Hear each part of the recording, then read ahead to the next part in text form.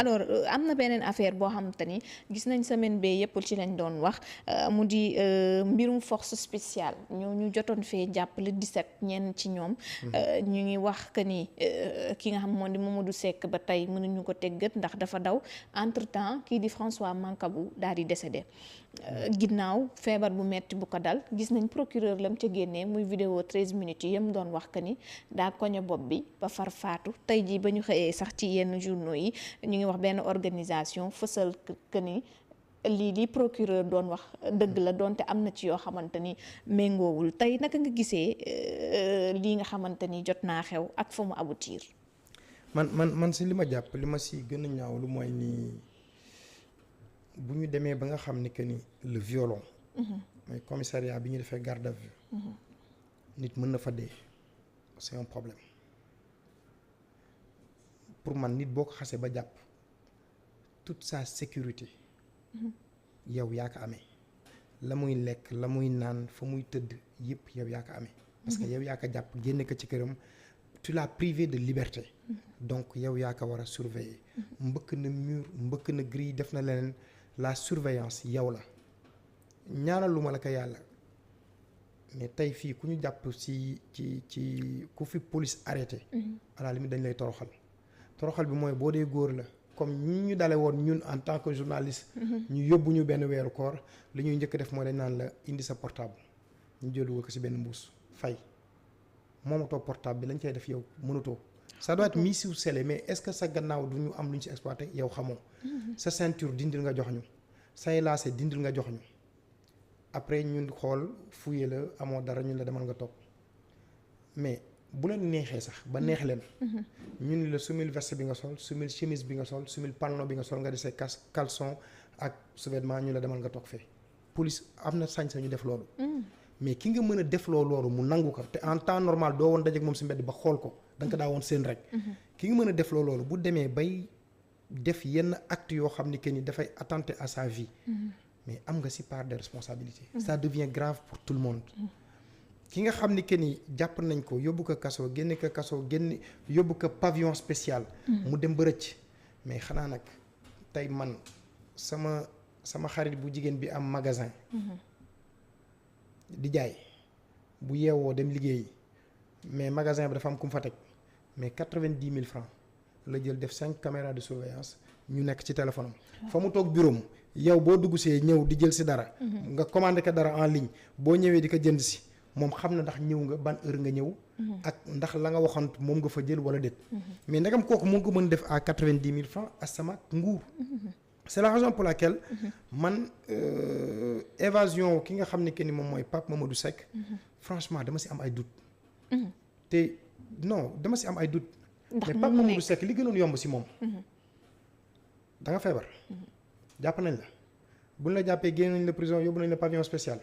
kan mooy jël en charge les frais médicaux état du Sénégal nga tëdd nekk sa ndataa tallax bu la neex. ñu lay faj di la jox ngay lekk parfois say parents ñëw seet si la. tu es en prison mais prison hôpital mais loolu moo gën a yomb si moom que leneen. mais bu ñu demee ba nii rëcc na dem mais xel yi dafay tey. et puis nag de plus en plus xam nga c'est le cordon de confiance bi am diggante le peuple. ak la magistrature tey moom moo yàqu. am na nu mu doon demee. man damay fàttaliku toujours le procureur Ousmane Diagne. day ñëw taxaw joxe les faits lii la ak lii du si sore tourner dem yoonam. mais bu fekkee dem nañu ba nga xam ne que ni le procureur bu waxee ñëpp ni déedéet kenn du ni gongo. duñ ko gëm ñëpp dañuy am problème di douter si lu muy wax. foofu vraiment y a problème. nañu indiwaat kóolute bi diggante le peuple souverain. ak li nga xam ne que ni moom mooy les forces de défense et de sécurité. nañu indiwaat kóolute diggante li nga xam ne que ni mooy administration pénitentiaire. ak li nga xam ne que ni moom mooy le peuple sénégalais. bu ñu ko defulee boo moytulee justice populaire la ñu nar a dem. et justice populaire baaxul. puisqu'on est dans un état de droit. nañu appliquer le droit dans toute sa rigueur. mais nañ ko def ba nga xam ne que ni dinañu gis ne que ni dëkk bi amul. kumba am ndey ak kumba amul ndey. may présenter mes condoléances à Mancabou. J'ai pas trop aimé. def na deful moo rey boppam reyul boppam beneen question la. suicide bi ñuy mais wax nañu def attention bu baax. parce que soxnaam. ki jur soxnaam ak Landing Savané ñoo bokk benn yaay. te puisque le nom sonne Casace. nañ def attention ci Casamance. parce que yëngal Casamance. parce que ba ñuy wax tombé moo waral ay gaaf ñi nekk ci problème mu Casamance lii ñëw am. dafay gën a yokk li nga xam ne que ni moom mooy stigmatisation bi. c'est la raison pour laquelle je dis nañu gën a def attention. et Ousmane Sonko mi jotoon yëkkati ay kàddu di wax que ni état bu Sénégal wala Macky Sall dafa am problème ak la Casamance lii ñëw. ak nom de famille bi ñëw gis nañ communauté bi jug. est-ce que benn parti du ko jox raison moom. xam nga man je sais pas man damay comprendre ni Sonko il est toujours dans son élément. Le président Ousmane Sonko dafay copier lu bari ci président Abdoulaye Wade mais il va plus vite en ce sens que pour moom dañu war a def tout ba nga xam ni toujours moom day jàmmarloo ak le président Macky Sall. Ousmane Sonko veut bien pousser l'État à la faute. Pousser l'État à la faute signifie quoi? Mais qu'il se fasse arrêter. Sonko beneen dossier bi moom lay bañ ko tudd moo tax heure boo ko nee bul def lii mu dem def ko et nag il est hyper bien renseigné. La dernière fois bi muy ajourné sa manifestation xamoon na ni que ni toutes les dispositions étaient prises pour qu'il soit arrêté. mu reculer toog jàpp ñàmburam. Campagne bi permettre na que mu def li muy def il faut que moom aussi qu'il arrête de parler de cette question casamançaise. Sonko mënul am doole biir Casamance ba ëpp doole kii di Robert Sagna. qui a été ministre pendant plus de 15 ans. qui avait la confiance du Macky. parce que tant Robert Sagna moo gënoon metti. y avait l'abbé Diamacoune Senghor. y avait les Sidi Badji. aujourd'hui Ousmane Sonko mënul am doole wu ñooñu. Abdoulaye Baldé a été ministre des forces armées ici maire de Ziguinchor pendant 10 ans et tout mais ñoom ñëpp mësuñu yëngal la question casamançaise. tey je crois que Ousmane Sonko a d'autres thématiques sur lesquelles il peut surfer. mën na si développer am na intelligence bi c'est un énarque. pour mën a wax ak sénégalais yi. xam na sénégalais yi fan la góom bi ni méttee mën na xoos foofu te mu bàyyi la question casamançaise. Ce volcan qui dort il ne faut pas qu'on le réveille. man c'est vraiment le conseil minimum que je puisse lui donner. na surfer ci yeneen question xoos na Casamance 1-2 fois na arrêté. mu continuer dem ci leneen.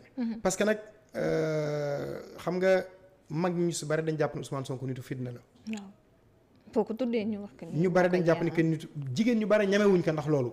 Abdoulaye Wade si noonu la nekkee woon boo waxee ñu ne kii bés bu jëlee nguur bi dañuy guerre lii wag lii mais quand Wade l'a compris dafa dem jël Moustapha Niasse teg ko si wetam. ça a rassuré et il faut que Sonko donne aux Sénégalais ce discours bi leen di rassurer. maintenant bu ñu demee nag ba jubal li nga xam ni moom mooy dëgmal véritablement 2024. foofu fu bëggee taal mu taal. fu bëggee ñàngal mu ñàngal mais pour l'heure les Sénégalais ont besoin d'être rassurés. Les Sénégalais ont besoin de vivre dans le calme dans la paix. Man j'ai une consoeur qui est rédactrice en chef de la radio Mikado FM qui me disait ce matin. Je suis arrivé à Dakar mais j'ai mal parce que elle a la chance de parler le wolof le bambara et le français. mu ne ma man je viens du Mali. ma gis ñun lu ñu dund ces 15 dernières années.